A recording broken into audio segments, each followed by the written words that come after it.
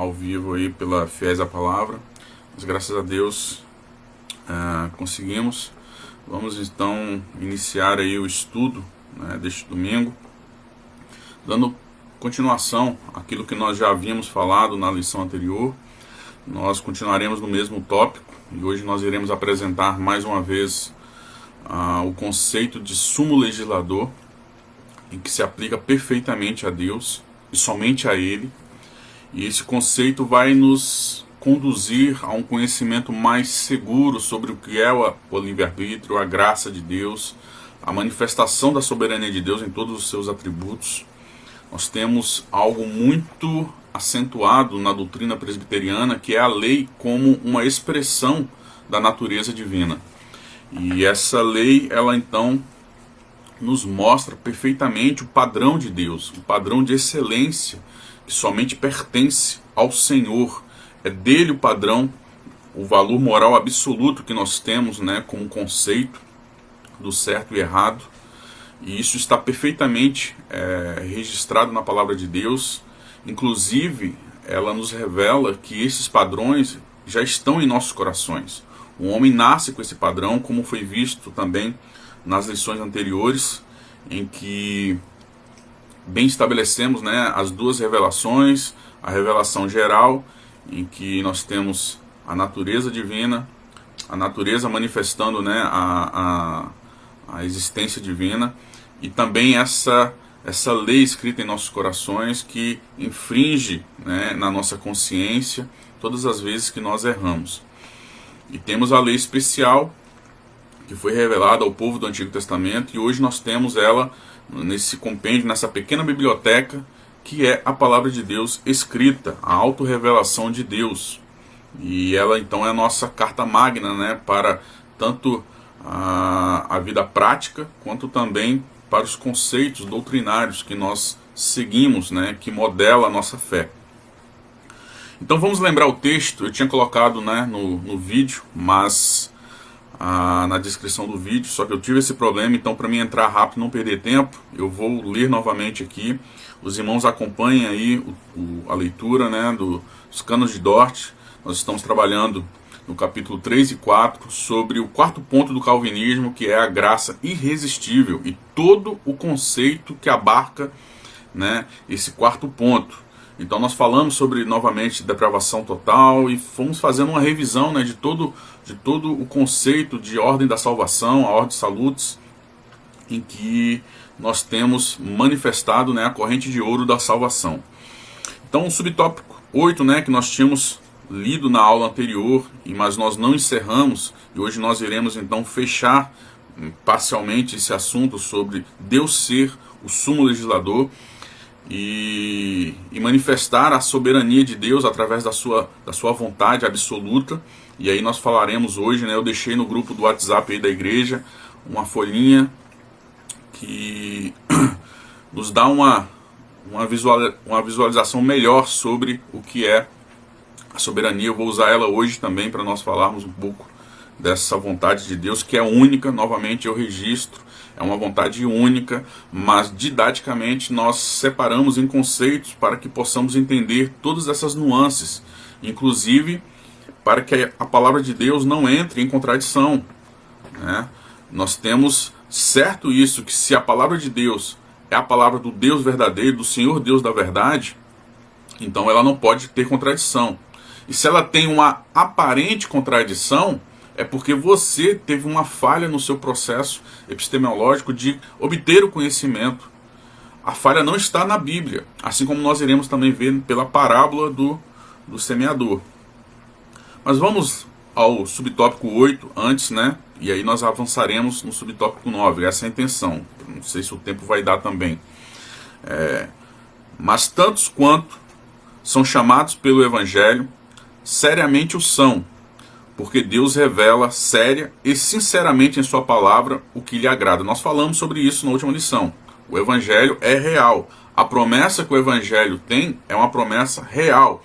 E ela está alicerçada em um fundamento que suporta todo o peso dessa promessa. Jesus Cristo é o fundamento da igreja.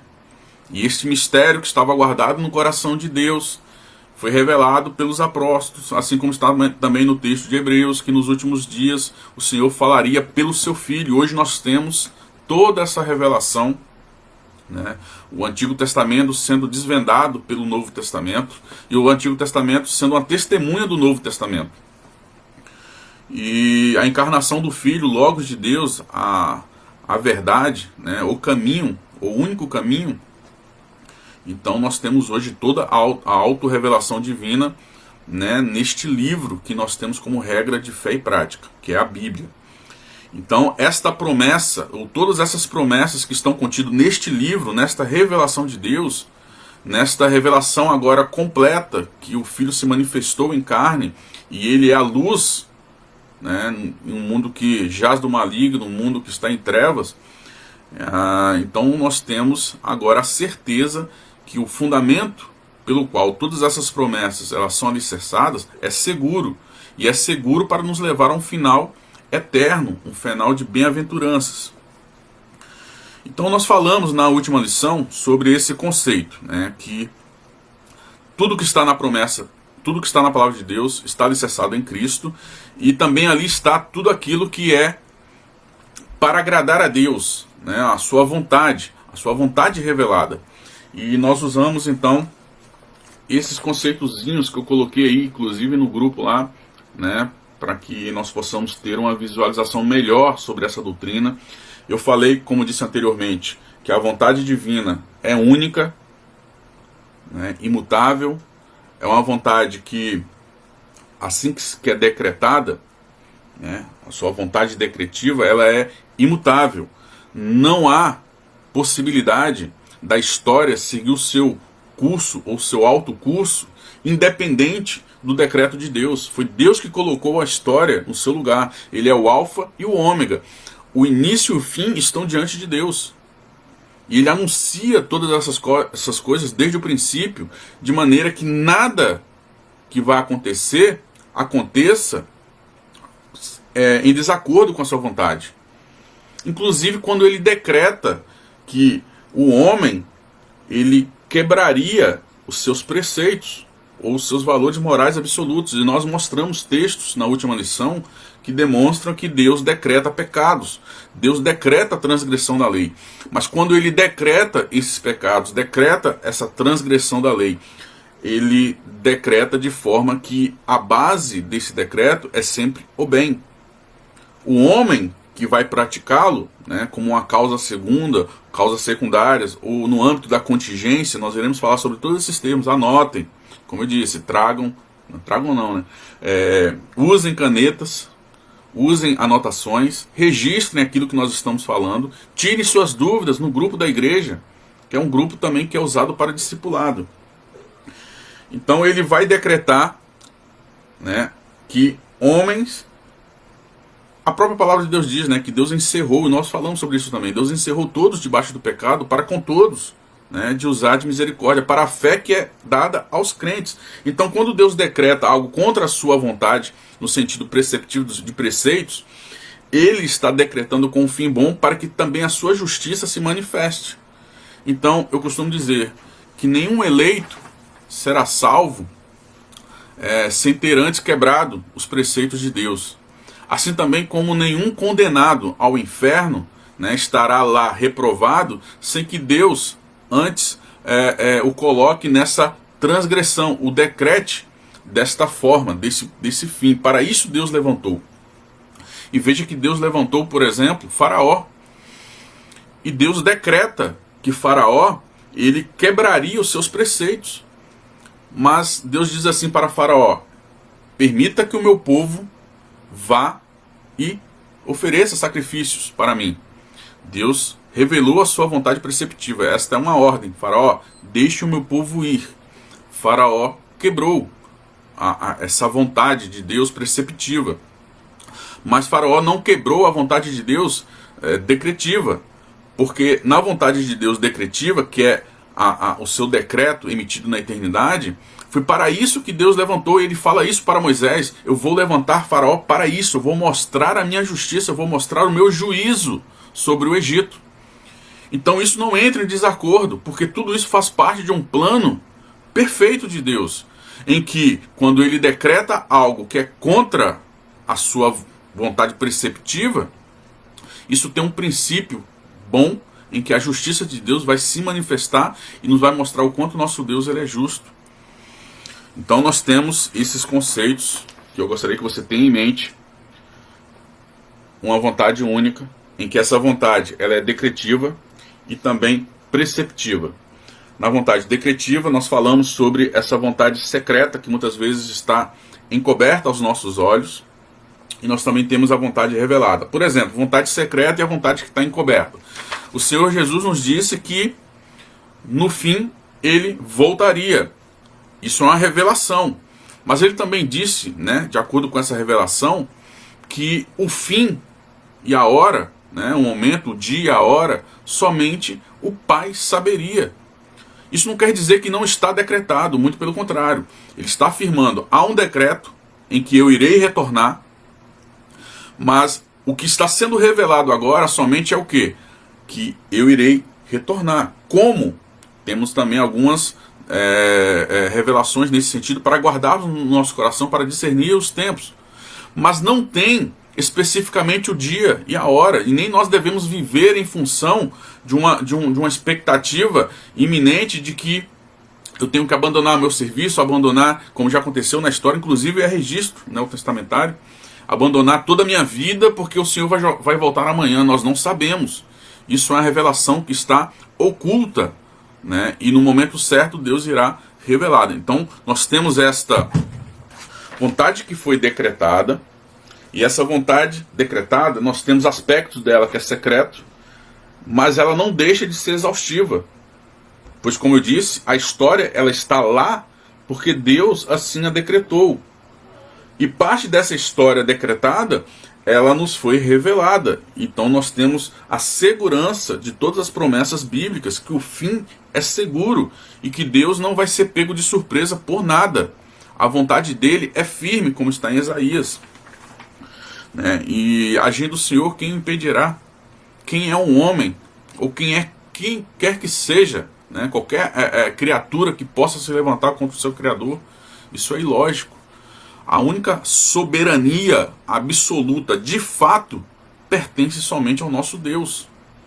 O homem não é independente, não é autônomo, ainda que ele tenha, né, no âmbito das contingências, essa liberdade de escolher A ou B, mas até isso, a palavra de Deus nos diz que quem opera em nós o querer e o efetuar é Deus, que Ele é que nos dá esse movimento. Não é um termo pagão que foi abduzido, né, que foi usurpado do paganismo. Não, isso foi roubado de outra cosmovisão, mas isso pertence ao cristianismo. É Deus que opera o movimento em todo. Nós vivemos e subsistimos por causa de Deus. Não tem como nós acharmos que aquilo que eu faço todos os dias, eu levanto, acordo, isso não é parte do poder de Deus de nos manter nessa condição. Por isso que nós agradecemos de estarmos aqui reunidos. Por isso que nós temos essa gratidão, porque a nossa vida depende não somente de um Deus criador, mas também de um Deus provedor, que dá a nós o fôlego de vida, e esse fôlego de vida é sustentado pelo Deus da vida. Pois bem, então nós temos essa soberania exalando da palavra de Deus. E nisso nós vamos estar então trabalhando sobre o conceito de sumo legislador. Isso é importantíssimo para nós entendermos então a questão do livre-arbítrio, né? Então nós temos essa vontade preceptiva e essa vontade decretiva. E dentro dessa vontade preceptiva nós temos esses imperativos, né? Faça, não matarás. E talvez a melhor forma de nós entendermos sobre o sumo legislador é nós trabalharmos com os 10 mandamentos na prática. Por exemplo, o primeiro mandamento é: amarás o Senhor teu Deus de todo o teu coração, né? A nossa vida, o princípio pelo qual nós fomos criados é a glória divina. Deus poderia quebrar os 10 mandamentos? Não, porque é ilógico Deus quebrar os 10 mandamentos. Já que os 10 mandamentos, é um testemunho da natureza santa de Deus e é um testemunho da sua soberania. Nós não podemos desassociar os 10 mandamentos de quem Deus é. Na verdade, os 10 mandamentos é uma testemunha também do quão Deus é soberano. Então, quando nós temos esse conceito de sumo legislador, anotem, meus irmãos, anotem, depois tirem as suas dúvidas, né? Vocês têm essa bênção que é poder, de novo, estarmos trabalhando esses termos no particular. Então, Igreja Fiéis à Palavra, anotem esses termos, anotem. E você vai perceber que a lei, ela não está no mesmo patamar, colocando Deus e a criatura no mesmo patamar diante dela, porque isso é ilógico. Você estaria subordinando Deus a si mesmo. Deus não está subordinado a nada. Na verdade, nós estamos vendo a manifestação de quem Ele é, da sua natureza. Então, quando nós falamos que não existe outro Deus e que nós devemos adorar o único Deus verdadeiro, Deus não poderia adorar outro Deus verdadeiro, porque Ele é a verdade. Seria ilógico Deus, sendo a verdade, adorasse outro Deus verdadeiro. Não tem como. Não tem como Deus quebrar esse primeiro princípio do mandamento, dos mandamentos. O segundo mandamento e esse é interessante, o segundo mandamento Deus não faça, não devemos fazer uma imagem de Deus. E por que nós não devemos fazer uma imagem de Deus? Está nesse princípio que é impossível nós representarmos Deus através de uma imagem, né? Se nós usarmos o boi, talvez você consiga, dizer que Deus ele é muito todo-poderoso, resistente, forte, mas você não consegue, através do boi, mostrar que ele é livre, que ele tem uma onipresença, um sentimento de que nós temos que Deus está em todos os lugares. Isso está em nossa natureza. Nós temos esse entendimento. A nossa consciência é o tempo todo sendo ferida, quando nós quebramos, porque Deus ele está nessa condição diante da sua criatura. Ele coloca em nós esses mecanismos, essas contenções, essas barreiras, podemos assim dizer, para que o pecado não corra solto. Podemos assim dizer, um termo mais livre. Então, esse segundo princípio do mandamento, Deus também não poderia quebrá-lo. Porque se Deus fala para nós que não há possibilidade de uma imagem qualquer, ser usada para representá-lo, ele também não poderia fazer. Caso contrário, seria o quê? Um outro Deus. Se ele criasse uma imagem que representasse ele totalmente, seria um Deus. Mas quer saber? Deus já tem uma imagem que o represente. E essa imagem é o Filho de Deus. Vamos trabalhar aqui na palavra de Deus. Você vai ver que a imagem do Filho de Deus, ela é o princípio pelo qual nós somos a imagem e semelhança de Deus. Nós somos a imagem e semelhança de Deus para que o Filho entrasse na história. Como a palavra de Deus diz que todas as coisas convergem para o Filho. Então veja que lá em Gênesis, capítulo 1, versículo 27, nós temos essa informação, que o homem é a imagem e semelhança de Deus. No mesmo princípio que nós temos no segundo mandamento, que não devemos fazer esta imagem e semelhança de Deus por nós mesmos, porque não há condição de nós representarmos Deus através de uma imagem. Seria uma blasfêmia, você está diminuindo Deus. Então nós temos já uma imagem natural que surge do plano de Deus, do decreto de Deus, que o Filho de Deus seria o primogênito entre muitos irmãos. E vamos lá em Colossenses, capítulo 1, versículo 19, diz, vou pegar aqui a palavra de Deus, vamos trabalhar com a palavra de Deus.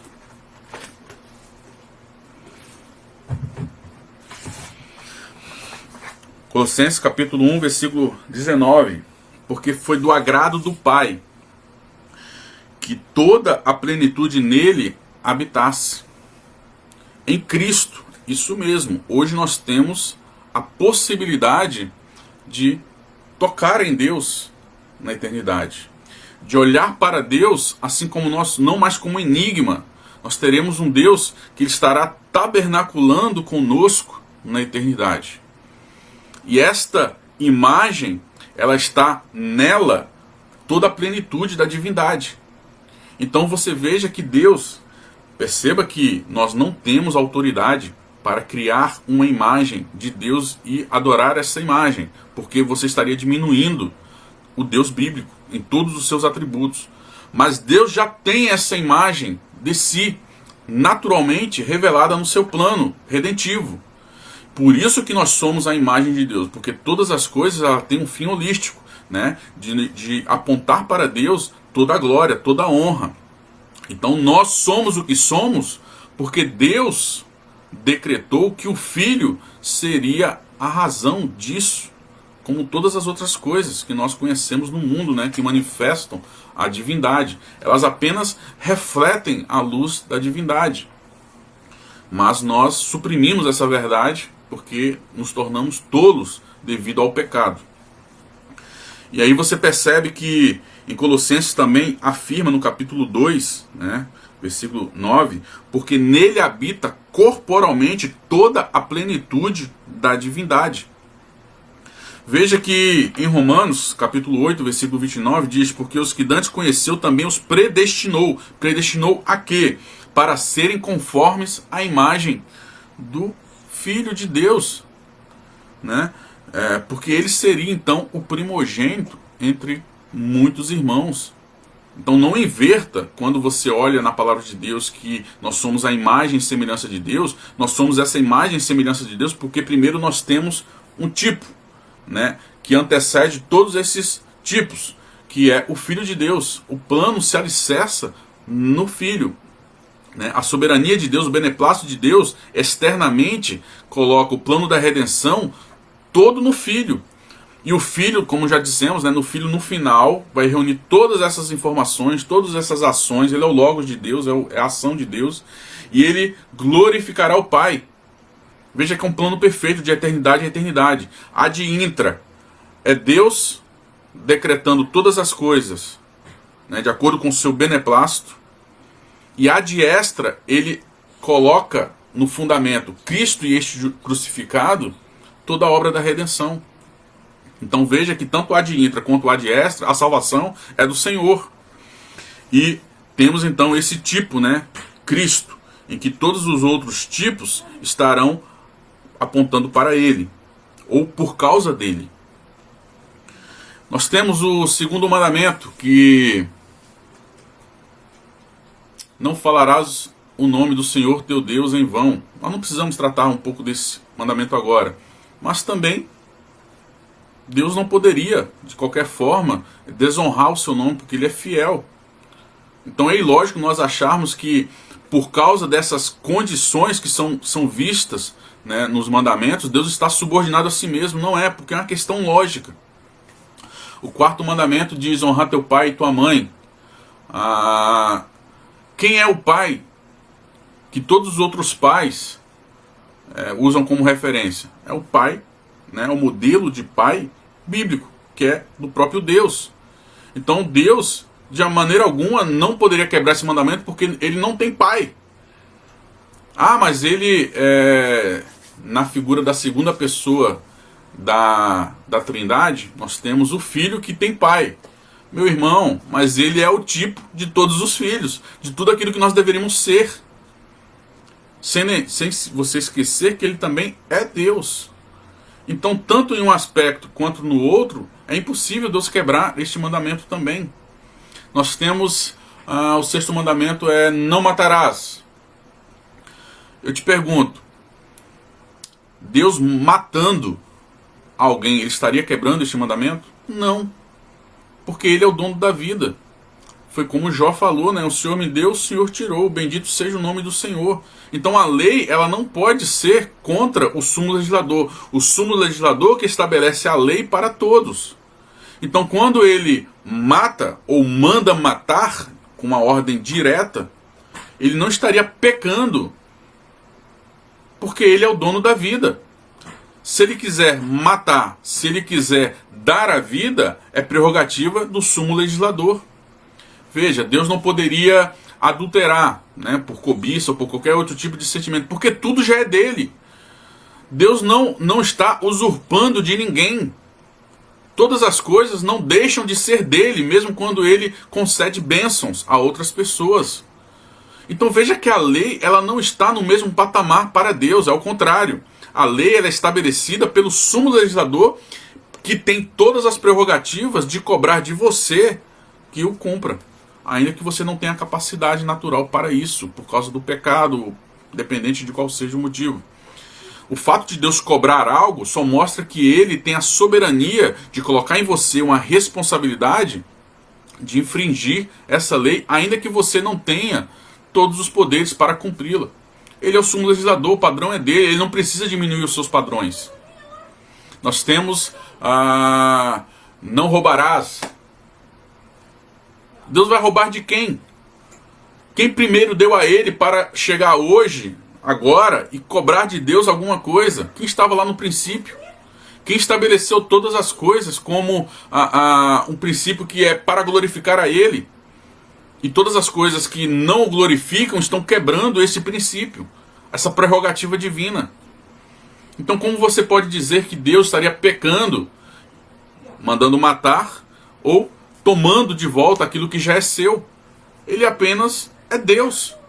E não tem como nós olharmos de outra forma para os 10 mandamentos, senão desta forma, entendendo que ela manifesta o padrão divino de excelência e coloca em nós um peso que é realmente complicado, porque esse peso é o peso da divindade, é o peso da natureza santa de Deus, que é eterna.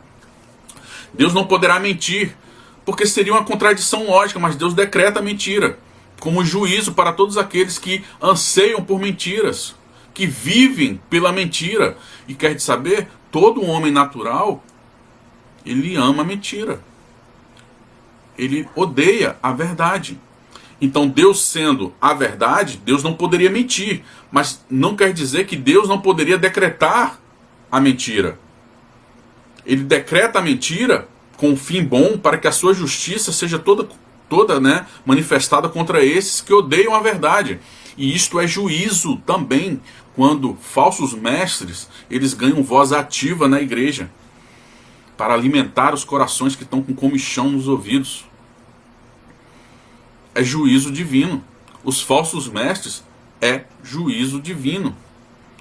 Eles estão ali para cumprir o decreto de Deus, para castigar estes homens que amam mais a mentira do que a verdade, que suprimem a verdade, para que o cálice da ira de Deus ele esteja completo no dia do juízo final. E muitas vezes acontece no juízo temporal também, porque, como eu disse, a história é de Deus. A história está aí com o fim também que Deus seja glorificado. Então todas as vezes que Deus decreta pecados, ele decreta sempre com um fim bom. Todas as vezes que o homem cumpre esse decreto, ele cumpre esse decreto por causa da sua malignidade, da sua natureza. Ele não está sendo de todas as formas obrigado, ele está fazendo aquilo que lhe agrada. Então Deus decreta que ele cumpra a sua vontade, satisfazendo a sua carne. E é o desejo dele. Ele está sendo feliz, por assim dizer, cumprindo o decreto de Deus. Mas Deus não deixa de cobrar a responsabilidade de todos aqueles que transgridem sua lei. E isso tem textos claros na Bíblia. Mas nós devemos entender o contexto metafísico e o contexto da contingência. Tudo isso será mais à frente falados quando nós começarmos a trabalhar com o conceito de livre-arbítrio. Mas antes eu quero que você reconheça a grandeza de Deus. Reconheça o quanto o Senhor é quem Ele diz na sua palavra. E o peso disso para nós e para toda a humanidade e para toda a criação.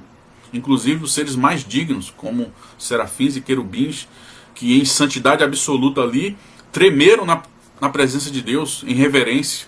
E você, que é um homem que caiu, que carece da graça divina, não vai temer a Deus quando está em um culto solene?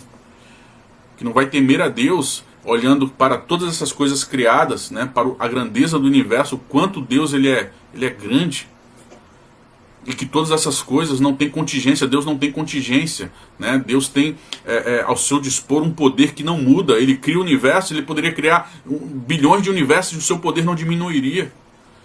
O seu poder é imutável, a sua natureza é imutável. Então, quando nós oramos, nós não precisamos nos preocupar com o que está acontecendo na África, com crianças sofrendo, porque poderíamos achar que Deus diminuiria o seu poder, ou que Deus não é capaz de atender a nós em nossas necessidades básicas, ainda que muitas vezes supérfluas, com aquelas crianças que estão sofrendo, ou pessoas que estão realmente carecendo de algo mais substancial, de graça e misericórdia. Não. Nós trabalhamos com um Deus que é imutável. E como eu disse, o padrão de excelência é dele, e ele não diminui. É uma prerrogativa divina. Deus não pode negar a si mesmo. Veja que lá em 2 Tessalonicenses, capítulo 2, versículo 11 e 13, diz: e é por isso que Deus lhe enviará a operação do erro, para que creiam na mentira, para que sejam julgados todos os que não creem na verdade. Percebe que quando Deus decreta algo contra os seus mandamentos, contra os seus preceitos, ou contra a sua vontade preceptiva, ele decreta sempre com um princípio. E esse princípio ele terá dois cheiros, um cheiro de morte e um cheiro de vida. A boa fragrância que nós exalamos quando nós temos em nosso coração a palavra de Deus escrita, essas verdades sendo para nós verdades que se tornam uma referência para a conduta, e tanto também para a conduta quanto para a doutrina. Mas aqueles que amam a verdade, eles certamente não permanecerão no engano, mas aqueles que amam a mentira, Deus também ele faz valer o seu juízo, inclusive abastecendo mais eles com mentira, para que o cálice da ira divina cresça, e se manifeste em toda a sua glória. E diz assim: para que sejam julgados todos os que não creram a verdade, antes tiveram prazer na iniquidade. Mas devemos sempre dar graças a Deus por vós, irmãos, amados do Senhor, por vós ter Deus elegido desde o princípio para a salvação, em santificação do Espírito e fé e da verdade. 2 Tessalonicenses capítulo 2, versículo 11 e 13.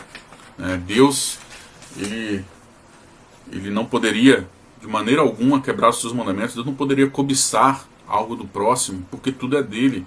Então não entenda que os 10 mandamentos são leis que estão para Deus também ser subordinados a elas. Não, Deus manifesta a sua natureza, e esta natureza ela é manifestada inclusive através dos 10 mandamentos, através dessa lei, mostrando um padrão que é excelentíssimo e sublime, e que, quer saber, você no seu estado natural, hoje, após a queda do pecado, você não tem condição alguma de cumprir esses mandamentos, e a sua consciência, ela está sendo cauterizada pelo pecado, caso você não seja alguém regenerado, para continuar praticando tais atos, mesmo que você saiba que eles são errados.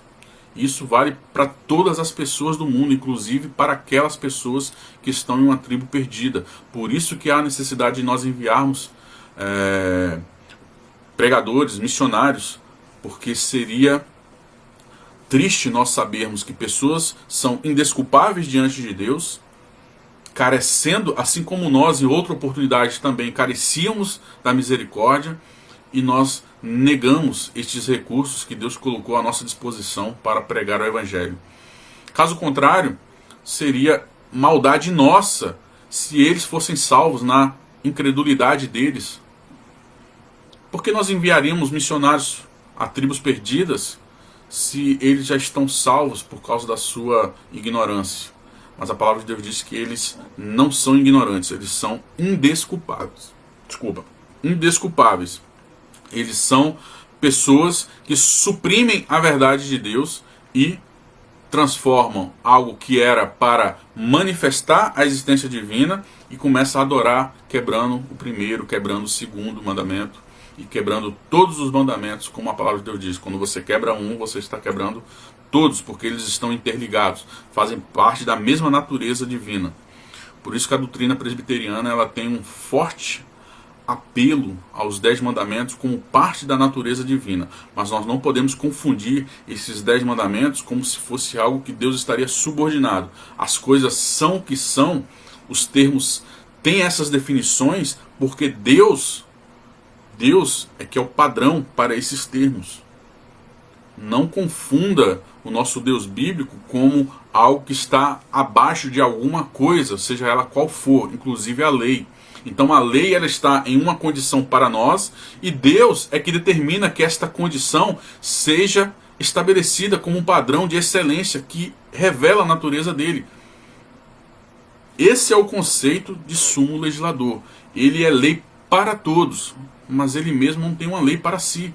Se ele tivesse uma lei para si, ele simplesmente deixaria de ser o sumo legislador. E isso seria então deslocado. A posição de sumo legislador seria deslocado para um outro objeto. Por isso que nós temos Deus, o Deus bíblico, aquele Deus que nos é revelado através de uma autorrevelação. Esse Deus, o bíblico, ele é o sumo legislador. Aí o subtópico, né, ele vai encerrar dessa forma. Ele também seriamente promete descanso para a alma e vida eterna a todos que a ele vierem e crerem. Veja que em 1 Coríntios capítulo 3, versículo 11, diz que porque ninguém pode pôr outro fundamento além do que já está posto, o qual é Jesus Cristo. Então nós iremos trabalhar sobre esta providência divina de nos levar em segurança, cumprindo todas essas promessas que estão na palavra de Deus. E essas promessas que estão na palavra de Deus, elas são reais. E elas são reais manifestadas a nós através da pregação do Evangelho, em que o Espírito Santo trabalha.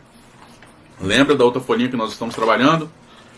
O Espírito Santo trabalha através deste chamado do Evangelho, fazendo com que todo esse processo aqui seja operado pelo Espírito Santo. Regeneração, conversão, a manifestação da fé, o dom do arrependimento, a justificação, né, porque a justificação ela procede de uma fé que brota na nossa boca, confessando Cristo como Senhor e Salvador, e também isso está em nosso coração, né, porque não pode haver dicotomia entre aquilo que eu estou pregando e aquilo que eu estou, né, no meu coração, enraizado. E por fim nós iremos exercer o processo de santificação até o final, glorificação. Então o decreto da eleição é de uma eternidade, tendo Cristo como fundamento, até outra eternidade, de glória em glória. Então esse tópico, né, nós iremos ter mais propriedade quando nós falarmos sobre o último ponto do calvinismo, né, que é a perseverança dos santos, ou o termo que eu mais gosto de usar, que é a preservação dos santos. É o que faz jus, né, justiça a esse último ponto, né? É Deus nos preservando através da sua graça e através da sua misericórdia, em que nós não somos consumidos, né, pela sua justa ira, assim como serão os demais, que estarão em uma condição terrível na presença dele no último dia, e ele encerra todos debaixo, né, da sua justiça, da sua misericórdia, da sua graça, para que no final nós possamos ter, né, esses dois aspectos que se realizam através da pregação do Evangelho: cheiro de morte, cheiro de vida. Cheiro de vida para aqueles que estas palavras enraizaram no coração, como Paulo fala, né, nós somos a carta escrita, né, não em tábuas de pedra, mas nesse coração que agora ele é apto a bater na presença de Deus. Mas aqueles outros que continuam no seu caminho de incredulidade, na sua tolice, como a palavra de Deus nos diz, eles realmente serão, no final, surpreendidos, né? E a palavra de Deus diz que todo joelho se dobra, e todo joelho, né, confessará, independente se eles odeiam ou não o Deus bíblico, eles se renderão diante da presença santa e sublime de Deus, em que ele se assenta no seu trono branco. E isso é terrível. Por isso que eu disse, de certa forma, todas as religiões do mundo levam a Deus. Agora, de que forma? O lado esquerdo ou o lado direito? Enfim. Então, é lógico que a promessa do Evangelho é uma promessa real, é séria, mas o homem não dá o devido valor, como nós iremos agora ver na sequência do texto, né, no subtópico 9, né, dos Cânones de Dort, que é o capítulo 3 e 4 do Sínodo, né, que aconteceu em 1608 e 9. 18 e 19. Vamos ver, né, o texto que se segue, dizendo assim: Muitos são chamados, eu vou fazer uma leitura completa do texto, depois nós iremos separar alguns pontos chaves, né, desse texto, como eu venho fazendo até aqui. Muitos são chamados através do ministério do Evangelho, mas não vêm nem são convertidos. Não é culpa do Evangelho, nem do Cristo que é oferecido pelo Evangelho, nem de Deus que chama através do Evangelho. Inclusive, confere vários dons a eles. Mas é sua própria culpa. Alguns deles não aceitam a palavra da vida por descuido. Outros de fato a recebem, mas não em seus corações. E por isso, quando desaparece a alegria de sua fé temporária, viram as costas à palavra. Ainda outros sufocam a semente da palavra com os espinhos dos cuidados e prazeres deste mundo e não produzem nenhum fruto. Isto é o que o Salvador ensina na parábola do semeador, Mateus capítulo 13. Então vamos abrir a palavra de Deus em Mateus capítulo 13,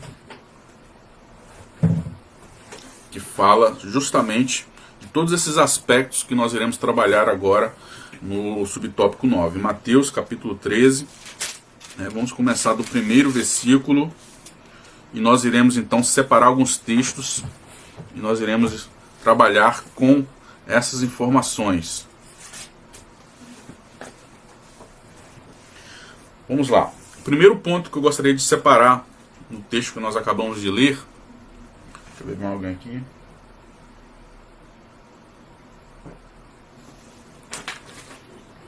É justamente esse. Muitos são chamados através do Evangelho, mas não vêm nem são convertidos. Ora, eu gostaria que você abrisse rapidamente, sem fechar completamente Mateus capítulo 3, lá na carta de Pedro, né? 1 Pedro capítulo 2, versículo 6 a 10. 1 Pedro capítulo 2, versículo 6 a 10. Diz assim: por isso também na Escritura se contém: eis que ponho em Sião a pedra principal de esquina. Pedra principal de esquina é aquela pedra que os arquitetos usam para dar as dimensões da obra, para seguir de referência para a obra. Eleita e preciosa. Cristo é um eleito de Deus, é o ungido de Deus, que é preciosa. Nós iremos ver na palavra de Deus que todos os mistérios do conhecimento, todos os tesouros do conhecimento estão em Cristo. Realmente nele habita toda a plenitude da divindade. E quem nela crer não será confundido, porque o chamado do Evangelho está alicerçado justamente nesse fundamento que é capaz de suportar. Inclusive, como disse, na cruz, o Senhor suporta todo o castigo derramado, no cálice da ira divina, que é concentrado naquele evento, de forma que os nossos pecados foram apagados, ou a palavra de Deus diz, lançados no esquecimento, porque todos eles foram quitados, A cédula que era contra a nossa vida foi ali cravada na cruz, porque Cristo suportou toda a ira divina para que o seu povo pudesse hoje ter essa condição de reconciliação com o Pai. Então ele é a pedra preciosa, a referência, o fundamento da igreja, e aqueles que nele crê não serão confundidos. É uma promessa real contida no Evangelho. Se você crê em Cristo, você não será confundido. Se você crê em Cristo, todas as promessas que ali estão contidas no Evangelho serão de fato realizadas. Não há como nós separarmos o poder do Evangelho do fundamento, pois o poder do Evangelho é o poder de Deus por causa do fundamento que ele está alicerçado, que essas informações, que essas promessas estão alicerçadas, é capaz de suportar verdadeiramente todo o peso das bênçãos ou de todas as informações que ali estão garantidas e seladas em nós pelo Espírito Santo. Eu não sei se você é salvo, eu apenas posso julgar os seus frutos e dizer se esses frutos são anátemas ou não.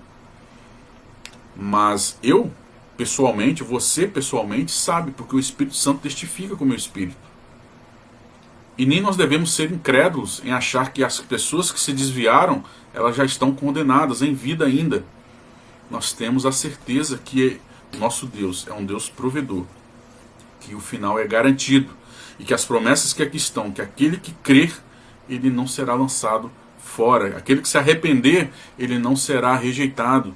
Tudo isso está contido no Evangelho. E assim para vós, ó, os que credes, é preciosa, mas para os rebeldes, a pedra que os edificadores reprovaram, essa foi a principal pedra, né, que Deus colocou como motivo de escândalo para os judeus. Cristo crucificado é escândalo. Ele se faz maldito por nós, né, em um processo de justificação, de nos tornar santos, né, declarar que somos santos através deste ato. Mas para os judeus isso é uma pedra de escândalo. Muitos serão lançados nessa pedra e arrebentados. Nós somos edificados em cima dela. E uma pedra de tropeço e rocha de escândalo para aqueles que tropeçaram na palavra, sendo desobedientes, para o que também foram destinados. Então não ache você que isso também não faz parte do plano de Deus, que essa pedra fosse rejeitada, ou que o evangelho falhou para os judeus. Paulo fala isso perfeitamente em Romanos, né? E por causa dessa rebeldia que Deus os preparou ou os destinou a isso, hoje nós temos o evangelho alcançando todos aqueles que estavam fora do aprisco. É plano de Deus. Mas vós sois geração eleita, o sacerdócio real, a nação santa, o povo adquirido, para que anuncieis as virtudes daquele que vos chamou das trevas para a sua maravilhosa luz, né? Nós temos no Evangelho de João, capítulo 1, que a luz se manifestou ao mundo, mas eles odiaram. Eles odiaram. E olha que é a luz, estamos falando da luz, o padrão para todas as demais luzes que nós conhecemos, né? Que também é uma criação de Deus. Essa luz que veio ao mundo, ela foi rejeitada. Eles estavam diante dessa luz e ainda assim conseguiram permanecer em incredulidade. Só que isso não é motivo de você se sentir, né, melhor do que os outros. O calvinismo não prega isso. Muito pelo contrário. O calvinismo coloca todo mundo em uma situação terrível. Em uma situação que até mesmo aquele que foi salvo, ele estava em uma condição que, podemos assim dizer, que é impossível para o homem reverter tal condição. Isso vale para todos. Como eu disse, Deus encerrou todos, né, para que a sua justiça, a sua misericórdia, tudo isso se manifestasse nesse plano da salvação, nesse plano da redenção. Mas vós que em outro tempo não erais povo, mas agora sois povo de Deus, que não tinhais alcançado misericórdia, mas agora alcançastes misericórdia. Então estamos aqui pela misericórdia e pela graça de Deus, pela misericórdia de não sermos consumidos, né? Que a misericórdia de Deus se renova todos os dias sobre as nossas vidas, e pela graça pela qual nós recebemos todas essas promessas que nós temos contida na palavra, na autorrevelação de Deus. Veja aqui em 2 Coríntios, vamos lá também, não esqueça do que nós estamos tratando, né? Que a palavra Mateus capítulo 13. Vejamos que, vamos lá, em 2 Coríntios capítulo 2, isso.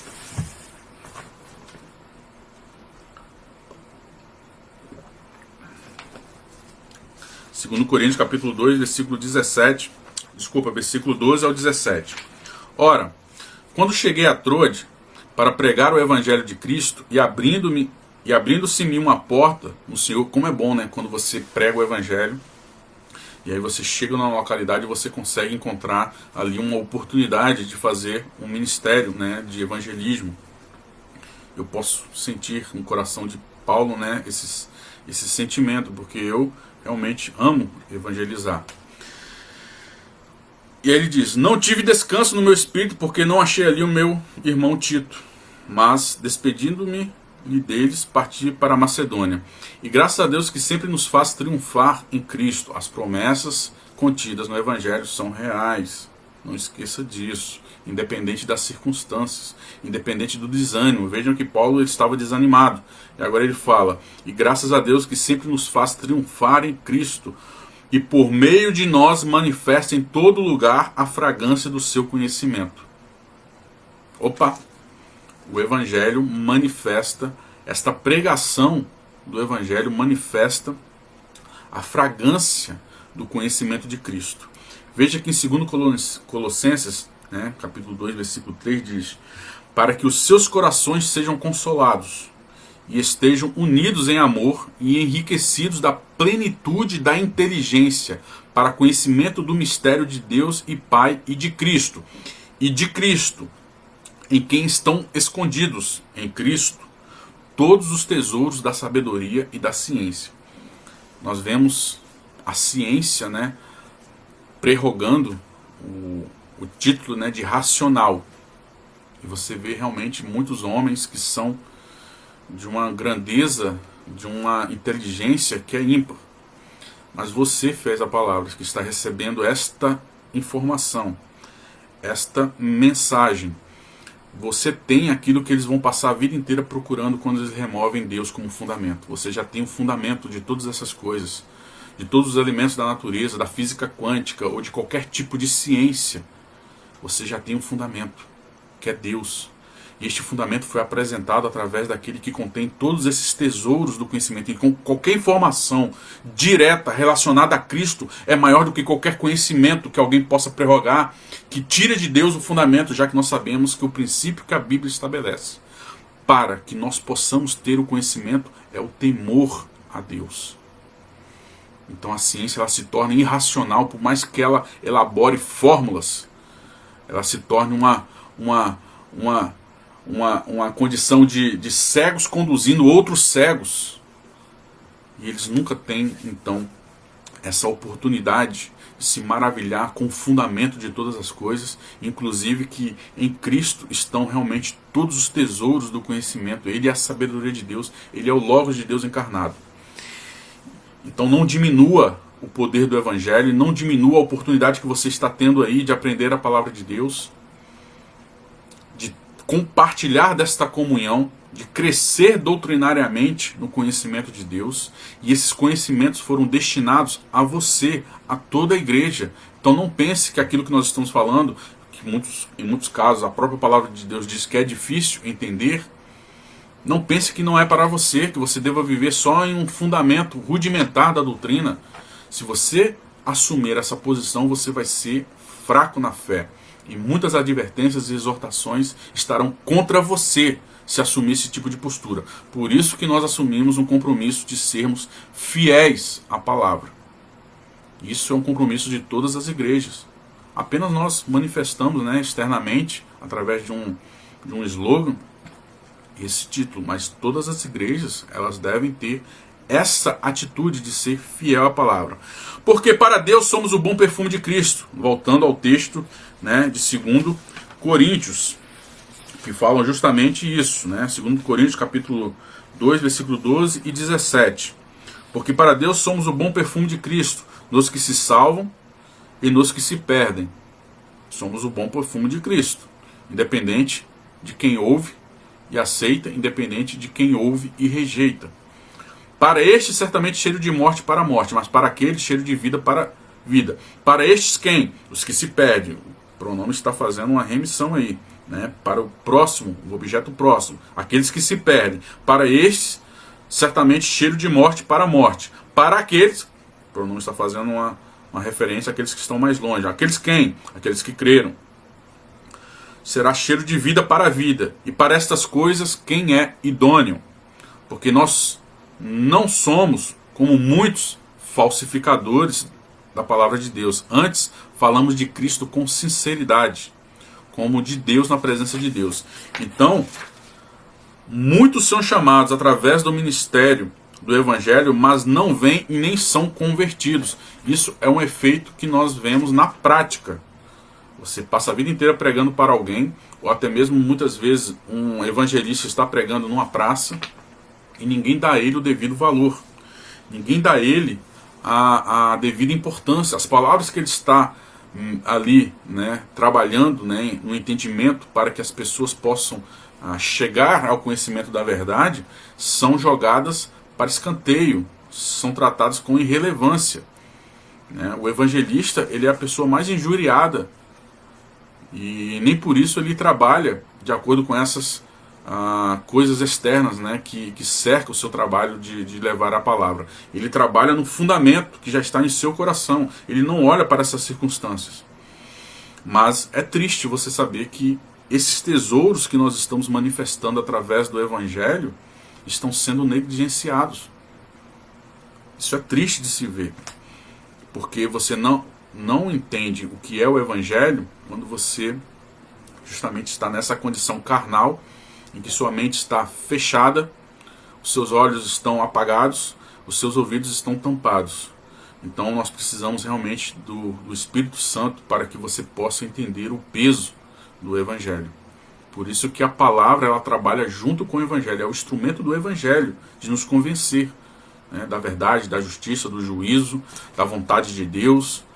E não é uma negociação, porque esta palavra, ela tem um fim certo, um local certo para ela ser plantada. E qualquer outro local que ela for plantada que não é um local certo, certamente não irá, como nós iremos ver e trabalhar, né, com o texto de Mateus. E aí o texto continua assim, né, o texto do Cânon de Dort. Não é culpa do Evangelho, nem do Cristo que é oferecido pelo Evangelho, nem de Deus que chama através do Evangelho. Inclusive confere vários dons a eles. Então nós aprendemos, no primeiro momento, que Deus decreta todas as coisas. Ele tem essa vontade, né, preceptiva, tem essa vontade decretiva, que é imutável. Muitas vezes Deus decreta contra a sua vontade preceptiva, e isso não tira de nós a responsabilidade ou o peso, porque ele é o sumo legislador. Ainda que ele decrete todas as coisas de maneira exaustiva, o homem ainda permanece sendo culpado, ainda que você rejeite essa informação. A Bíblia, ela é explícita nisso, né? E Deus, sendo o sumo legislador, é prerrogativa divina, né? Ou seja, como sumo legislador, cobrar de todos que cumpram o seu decreto, cumpram a sua vontade preceptiva, ainda que você não tenha poder para tal. Isso não exime você, porque o princípio permanece, que é justamente de sumo legislador. Quando Deus decreta contra a sua vontade preceptiva, isso não é contraditório com a responsabilidade humana, porque permanece o princípio que é. E muitas vezes as pessoas confundem, né, responsabilidade com a questão da liberdade. A responsabilidade, ela está em ligação direta com o sumo legislador. Você só é responsável se você tem alguém acima de você que te cobre através de um padrão estabelecido que não é conforme aquilo que é, né, conforme o seu padrão, mas é conforme o padrão do sumo legislador. Então a liberdade, ela não está relacionada, a responsabilidade, ela não está relacionada no primeiro momento à liberdade. Isso é um equívoco. E, como eu disse, quem define os termos é a Bíblia. E se a Bíblia diz que para que eu seja responsável pelos meus atos é necessário que tenha um sumo legislador, e esse sumo legislador estabelece o padrão de excelência que ele vai cobrar de você, mesmo que você tenha liberdade ou não, mesmo que você tenha poder ou não para cumprir esse preceito, a palavra de Deus diz que a responsabilidade permanece sobre você em relação a ele. Por isso que nós trabalhamos em dois campos, para que a palavra de Deus seja clara para nós e manifeste que não há contradição. Por isso nós trabalhamos no campo metafísico e no campo das contingências. Guarde esses dois conceitos, nós iremos falar sobre ele. Metafísica nada mais é do que a causa de todas as coisas. Isso extrapola, transcende o mundo material. É a origem de todas as coisas, que está em Deus, tanto espiritual quanto as coisas materiais. Todas essas coisas tiveram uma causa. E qual é a causa de todas essas coisas? Deus. Ele é o fundamento. Agora nós podemos trabalhar no campo da contingência. O campo da contingência é o campo das causas segundas. O que é causas segundas? É todas as coisas que foram criadas por Deus, fenômenos, o próprio homem, que é racional, os animais. Tudo isso são causas secundárias ou causas segundas. Então, trabalhando dentro do âmbito das causas segundas, eu só estou fazendo uma explanação rápida, né, para dizer que agora nós iremos começar a trabalhar as causas segundas, que é no âmbito do homem. E no âmbito do homem, que é uma causa segunda de Deus, nós sabemos que o Evangelho, ele não cumpre a sua eficácia, não porque algo está de errado com o Evangelho ou com Cristo ou com aquilo que está sendo oferecido nesta mensagem, mas porque a natureza que está caída, né, ou que entrou em um estado de erosão quando o pecado se manifestou através dos seus atos e a maldição agora está sobre nós, no sentido geral, que o cosmos geme, né, diante da entrada do pecado no mundo. Agora nós podemos entender no âmbito da contingência que esta mensagem ela não tem o seu efeito, não é por culpa da mensagem ou daquilo que é oferecido na mensagem, que é Cristo o fundamento dessa mensagem, mas é por causa da própria pessoa. E é isso que a parábola vai nos dizer. É isso que a parábola, né, de Mateus capítulo 13 vai dizer, que é sua culpa você não obedecer ou você não atender a esse chamado. E por quê? Vamos ler o texto, né? Vamos fazer um paralelo com esse texto. O próprio texto ele é explicado pelo Senhor Jesus Cristo, mas veja que estabelece que mesmo o Senhor explicando, ou mesmo o Senhor falando através de parábolas, essas parábolas elas tinham um povo para que ela pudesse ter o seu efeito. E o próprio texto da parábola nos mostra isso, que aquelas pessoas que estavam ali ouvindo o Senhor Jesus Cristo, grande parte delas estaria com seus ouvidos tampados, estaria com seus olhos fechados, cerrados, estaria com seu entendimento cauterizado. Elas não estariam aptas para receber esta mensagem. E ele falaria, né, esses mistérios da antiguidade ou através de parábolas, porque a vontade de Deus ela é direcionada para a eficácia de um povo que será remido através desta mensagem. Não é para qualquer um, no sentido que todos que irão ouvir esta mensagem, eles estão aptos para receber a mesma mensagem. Lembre-se que quem cria o ouvido, quem cria os olhos, é Deus. E a palavra de Deus diz que, mesmo lá em Faraó, Moisés questiona Deus, né? Eu não tenho habilidades. Mas a pregação do Evangelho ela não está firmada no primeiro momento na sua habilidade pessoal. Mas é Deus que capacita. Mas isso não quer dizer que, por Deus nos capacitar, que você negligencia a busca do conhecimento. Você que já toma, né, uma atitude precipitada diante dessa informação. Porque Deus estabelece que a busca do seu conhecimento também é plano dele. Porque ele te move nesse sentido. Se você é chamado, não existe dicotomia, não existe separação de alguém que é chamado a pregar o Evangelho e que não busque as informações sobre esse Evangelho, que não mergulhe nessas informações, nesses tesouros que estão em Cristo. Então todos aqueles que realmente são chamados para esta obra, eles vão realmente mergulhar. Isso também é um princípio estabelecido em todos os demais cristãos, né? Se você é um cristão verdadeiro, não tem dicotomia na prática deste chamado, dessa separação sua, né? Dessa consagração sua. Você deve mergulhar nessas informações, porque o conhecimento nos liberta. Nós estamos... Caramba, passei do horário. Acho que não vou conseguir. Vou encerrar, irmãos. Vocês me perdoem. Mas então nós vamos começar a desvendar esta mensagem, né, desta parábola na próxima lição. Nós iremos fazer um paralelo com tudo aquilo que nós vemos nas igrejas hoje, porque quando deslocam a importância, o peso desta mensagem, desta parábola, né, que nos mostra que a palavra de Deus ela tem a sua firmeza, ela tem o seu fundamento, ela tem todas as condições de cumprirem aquilo que está contida nela, as promessas, a esperança que está contida nela, e não é por causa dela que temos um problema, mas sim por causa desse coração de pedra que a palavra ela se choca, né? E ali ela não cria raiz. Então agradeço a presença de todos aqueles que compartilharam, me perdoe por eu não conseguir mais, eu entrei atrasado hoje, deu um problema aqui na hora de transmitir, e aí perdemos alguns minutinhos preciosos, mas nós não temos pressa, nós não temos, né, uma preocupação de atropelar os assuntos. Eu estou indo bem devagar, na verdade eu acho que eu até me acho mesmo uma tartaruga, né, para ensinar, mas eu tenho uma preocupação se isso está sendo realmente sendo reproduzido no seu entendimento. Então eu conto muito com a operação do Espírito Santo para que vocês possam entender aquilo que eu estou falando, inclusive para me conduzir a este momento, né, de transmitir a vocês nada da minha parte, mas daquilo que a palavra de Deus ela coloca diante de nós, né? Ela é o nosso pressuposto. Então nós iremos falar sobre essa parábola, agora concentrar nessa parábola na próxima lição, se Deus quiser, e assim nós possamos então avançar um pouco mais nesse entendimento no âmbito das contingências, né? Do âmbito em que o homem é o responsável pelas suas ações diante desse sumo legislador que é Deus.